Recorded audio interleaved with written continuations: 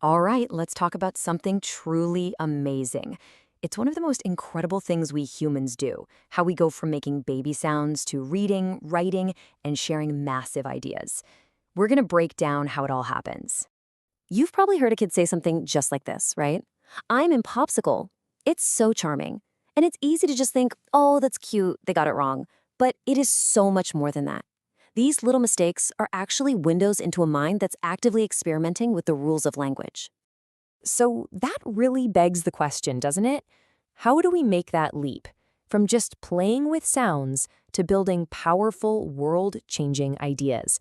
Well, that's the journey we're going on right now, from those first babbles all the way to understanding complex books.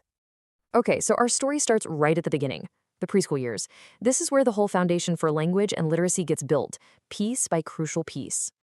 And I mean, look at this timeline. The progress is just explosive. You go from single words like mommy at age 1 to stringing 2 words together like more milk at age 2. And then bam, by the time they're 5, they're practically grammar masters with thousands of words at their command. It's incredible. Now, here is the really cool part, the secret sauce, if you will. Kids aren't just little parrots, mimicking every single thing they hear. No, they're more like tiny linguistic detectives, actively working to figure out the rules of the language all around them. And if you're thinking, okay, but how do we know that for sure? Well, let me tell you about this classic and frankly brilliant experiment. Back in the 50s, a researcher showed kids a drawing of a funny little made-up creature and said, "This is a wug." Then she'd show them a picture with 2 of the creatures and say, "Now there is another one. There are 2 of them. There are 2. Go on, what do you think they said?" Yep, you got it. Almost every single kid said wugs. And think about what that means. They had never, ever heard the word wug before in their lives. They couldn't have memorized the plural. This experiment proved that they had internalized the rule. Add an S to make something plural. Amazing, right? And what's so fascinating is that the same rule-finding brain is at work when it comes to reading, way before they ever step into a kindergarten classroom.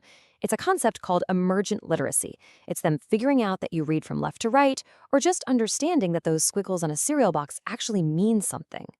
It's the same thing when they pick up a crayon and try to write. They're not just copying letters they've seen. They become these little code breakers, listening for sounds in a word and then inventing a way to spell it with the letters they know. Okay, pop quiz for you. A kindergartner draws a huge, scary reptile and proudly labels their masterpiece with 4 letters. D-N-S-R. What did they draw? A dinosaur. Of course. Say the letter names out loud. D-N-S. You can totally hear it, can't you? See, it's not wrong. It's a completely logical, genius first draft based on the rules they've figured out so far. All right, so the foundation is set. Now let's fast forward to the school years. This is when the building really starts to go vertical, and boy, does it go up fast. Get ready for this number. Researchers estimate that the average student adds about 3,000 new words to their vocabulary every single year. I mean, that is just staggering. But it's not just about the sheer number of words. This is where things get really personal. Think about it. A kid who lives and breathes sports is going to develop this massive vocabulary all about batting averages and defensive plays. Meanwhile, the science whiz is learning a completely different but just as huge set of words. And this is really important because that more academic vocabulary often gives kids a real leg up in school and on standardized tests. Now, during these elementary years, there's also this huge shift in what reading even means. In the early grades, it's all about decoding, just sounding out the words. But starting around 2nd grade, the main goal isn't just to read the words anymore, it's to understand the meaning behind them. And to get good at that, students learn the same strategies that all expert readers use, probably without even thinking about it. They learn to predict what might happen next, to stop and review what they just read, to summarize the main idea, and even to start generating their own questions about the text.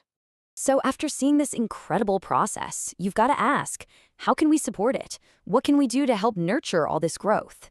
Well, the good news is the research is pretty clear on a few key strategies. And honestly, it's not rocket science, but it is super powerful. The big ones are read to children and do it often. Just have books, magazines, and comics lying around the house.